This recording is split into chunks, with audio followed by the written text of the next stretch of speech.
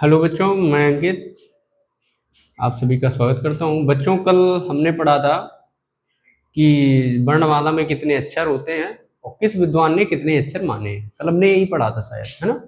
और इससे पहले मैंने वर्णमाला के बारे में पढ़ा था कि वर्णमाला में कितने स्वर होते हैं, कितने व्यंजन होते हैं। तो आज उसी के आगे ये तीसरा चैप्टर है, मतलब तीसरी क्लिप है। और इसमें आज हमने कल बताया था कि कल हम पढ़ेंगे स्वरों का वर्गीकरण। तो आज हम इसमें स्वरों का वर्गीकरण पढ़ेंगे। स्वर कितने प्रकार के होते हैं, मतलब इनको कितने प्रकार से डिवाइड किया जा सकता है। ठीक है। और आपने शायद इतने टाइप के स्वर कभी पढ़े हो तो पढ़े हो ना, लेकिन इतने टाइप के स्वरों के इतने प्रकार होते हैं, इतने तरह से बांटा गया है, वो आप शायद आज पहली बार देखोगे, है ना। तो चलिए फिर देखते हैं स्वरों का वर्गीकरण। तो देखो, सबसे पहले इधर देखते हैं स्वरों का वर्गीकरण, शायद दिख रहा होगा। तो जो स्वरों का वर्गीकरण है, वर्गीकरण का मतलब होता है बांटना, जिसको इंग्लिश में बोलते हैं क्लासिफिकेशन। ठीक है। तो जो स्वरों का वर्गीकरण है वो 7 टाइप से किया गया है, 7 प्रकार से बांटा गया है इनको। ठीक है। जैसे सबसे पहले बांटा गया मात्रा या उच्चारण काल के आधार पे, और दूसरे में बांटा गया जीभ के प्रयोग के आधार पर। ठीक है।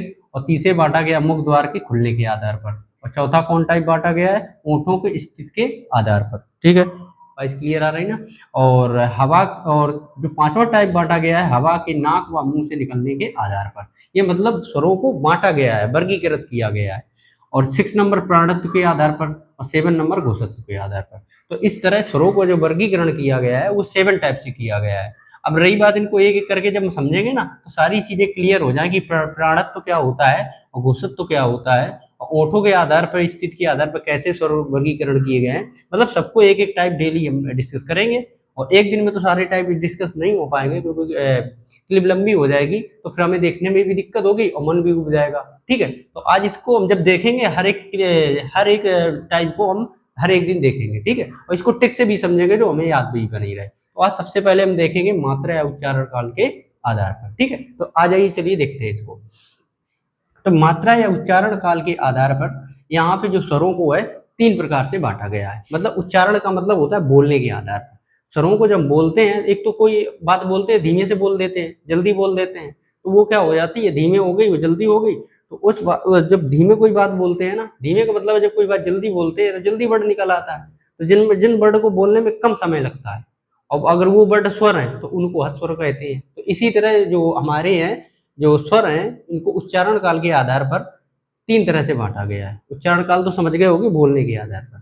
तो देखो, पहला है हस्व स्वर, दूसरा है हमारा दीर्घ स्वर, तीसरा है हमारा प्लुप्त स्वर। ठीक है। तो पहले हस्व स्वर को समझते हैं। हस्व स्वर की डेफिनेशन कहाँ नीचे दी गई है। हस्व स्वर, अब हस्व स्वर होते कौन है ये भी देख लो। आब होता है, छोटी ई होती है, और वो होता है। तो हर हस्व स्वर का मतलब क्या है, यहाँ नीचे देखते हैं।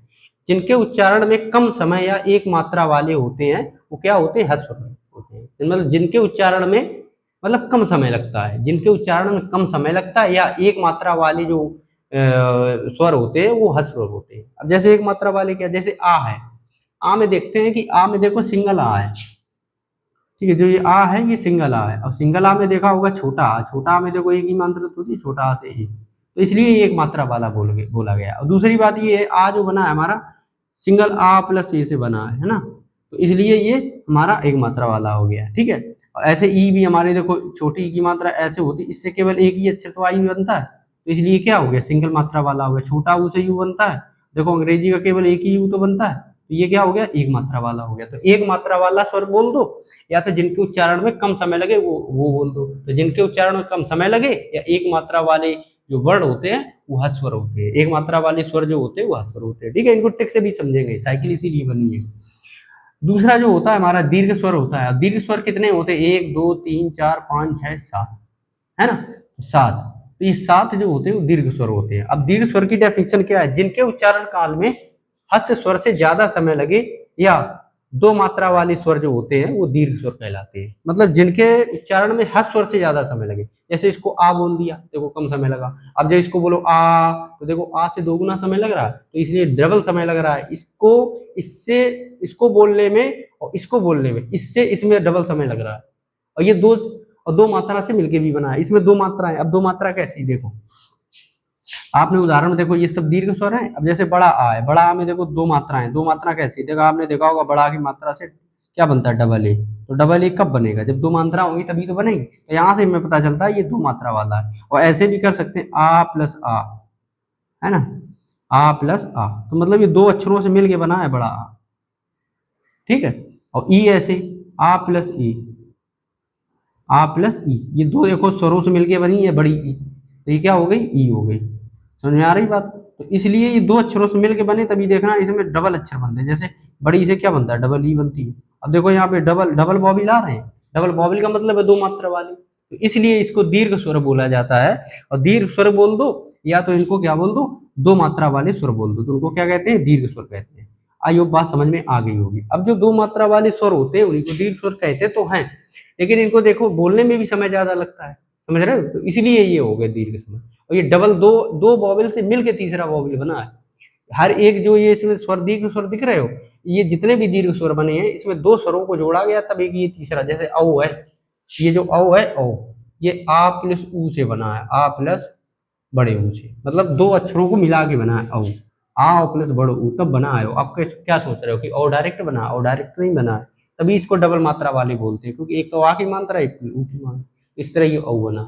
ठीक, ठीक है। ये छोटू ऊ भी मिलता है यहाँ पे, कहीं कहीं देखना छोटा ऊ मिलेगा। अभी ये तो कन्फर्म नहीं है क्योंकि विद्वानों में इतना मतभेद है, तो हम कैसे कह सकते हैं कि ये सही है। वैसे ज्यादातर ये यूज होता है, वैसे औ भी मिल जाता है। ठीक है, चलो आगे बढ़ते हैं। तो हर स्वर समझ गए, दीर्घ स्वर समझ गए। अब प्लुप्त स्वर जो होता है, फिर प्लुप्त स्वर क्या होता है कि जिनके उच्चारण काल में दीर्घ स्वर से भी ज्यादा समय लगे, जिनके उच्चारण काल में दीर्घ स्वर से भी ज्यादा समय लगता है, वो क्या होते हैं, प्लुप्त स्वर होते हैं। इनका प्रयोग कहाँ होता है, किसी को पुकारने या नाटक संवादों में होता है। या को छूट गया है, कोई दिक्कत नहीं, आप लिख सकते हो। इनका प्रयोग किसी को पुकारने या नाटक संवादों में किया जाता है। जैसे मान लो किसी को बुलाओगे तो ओ राधे, तो देखो किसी शब्द को, किसी वर्ड को देर तक बोल रहे हैं, तो उसमें जो देर तक बोलते हैं वो जो वर्ड निकलता है वो स्वर होता है। और कौन सा स्वर होता है, वो प्लुप्त स्वर होता है। समझ में आ गई बात? तो तीसरा स्वर क्या होता है, तीनों स्वरों से ज्यादा समय जिसको बोलने में लगता है वो प्लुप्त स्वर होता है। जैसे आप बोलो राम, तो राम में आ बहुत देर, आ बार, आ जो आ की जो कंटिन्यू होती है, तो आ का टाइम होता है बहुत देर तक होता है। जैसे राम देखो, तो आ की आवाज देर तक आ रही है, तो इसलिए ये प्लुप्त स्वर हो गया। दूसरी बात, हम जब भी कभी शिव का जाप करते हैं तो कहते हैं ओम, तो ओम के बाद ओ की आवाज देखो बहुत देर तक आ रही है। जब ओ की आवाज देर तक आ रही है तो ये प्लुप्त स्वर होगी। समझ आ गई बात? देखा होगा गाँव में बुलाते हो ओ राधे, तो राधे है ना, ओ श्यामा, देखो आ की आवाज तक आ रही लास्ट में, है ना, ओ लुखड़िया, देखो आ की आवाज आ रही देर तक। तो जिन स्वरों को बोलने में सबसे ज्यादा टाइम लगता है वो प्लुप्त स्वर होते हैं। और इनमें जहाँ तक ये डाडलिया जैसे ये आते हैं, इन्हीं को प्लुप्त स्वर बोला जाता है। मोस्टली इनमें ये यूज होता है। ठीक है, तो आई होप ये तीनों स्वर क्लियर हो गए। अब इसी देखेंगे ट्रिक। ट्रिक इसकी क्या है, देखो हस स्वर क्या होता है, हस आगे मान लो तीन दोस्त हैं या तीन भाई हैं, एक भाई आगे साइकिल के डंडे पे बैठा है और बीच वाला भाई यहाँ बीच में बैठा है। दीर्घ स्वर को मान लो बीच में बैठा है, एक का नाम दीर्घ है और सबसे छोटे वाले का नाम आगे हस्व है। मतलब तीन भाई हैं, एक का नाम हस्व है, एक का नाम दीर्घ है, एक का नाम प्लुप्त है। तो हस्व बैठा है आगे साइकिल के डंडे पे, और दीर्घ बैठा है सीट पे साइकिल के, और प्लुप्त बैठा है कैरियर पे। ठीक है, अब होता क्या है, अब ये जो दीर्घ स्वर है ये बहुत शैतान टाइप का है। ये क्या करता है कि जैसे ही कोई ब्रेकर वेकर आता है तो हस स्वर आगे बैठे हैं डंडा पे, तो हैंडल पे हाथ रखे हुए, ये कहता है जैसे ब्रेक लगाता है वैसे ही इसकी हस स्वर की उंगलियां दब जाती है। जैसे उंगलियां दब जाती है करता है आई ऊ आई ऊ। तो जब ये आई ऊ करता है ना, तो इसका मतलब आई ऊ का मतलब है हस स्वर बोल रहा है आई ऊ। आगे कौन बैठा है, हस स्वर। और हस स्वर कैसे बोलता है, आ ई ऊ, आई तो करेगा, आई में देखो आई आ गया, इसमें ई आ गया ऊ, तो आई ऊ, तो आई ऊ करेगा, आई जब लगेगा तो आई या ऊ तो करेगा। ऐसे करते भी होंगे बहुत सारे, आगे बिठा लेते जबरदस्ती जानबूझ के उसका ब्रेक लगाते हैं, उंगलियां दब देते हैं ना। तो इसलिए जब हस्वर आगे बैठा तो ब्रेक लगाया, ये दब गया, इसकी उंगलियां दबी, तो ये बोला आई या ऊ। तो हस्वर कौन होता, आ ई ऊ। क्लियर हो गया होगा। अब दीर्घ स्वर क्या करता है कि जब कहीं गड्ढे वड्ढे आ जाते हैं तो साइकिलों को एकदम जानबूझ के कुदा देता है गड्ढे में, तो गड्ढे में कुदा देता है भाई, केरियल में जो बैठेगा उसको बहुत लगती है, लेकिन इस सीट वाले को नहीं लगती है। तो अब ये क्या करता है, बाना बाना मतलब करने के लिए क्या करता है, लगती तो प्लुप्त स्वर को है, वो करता है अरे राम, है ना, लेकिन उसी के साथ में ये भी कॉपी कर देता है, तेज चिल्लाने लगता है, जिससे ये इसकी आवाज कोई सुन ना पाए और ये समझे कि हाँ ये दीर्घ स्वर को ही लग गया। कैसे, जैसे गड्ढे में डालेगा तो जैसे ही कहता है अरे राम, तो ये पहले कहता है आ ई ओ, मतलब ये ड्रामा करता है, इसको चिढ़ाता है।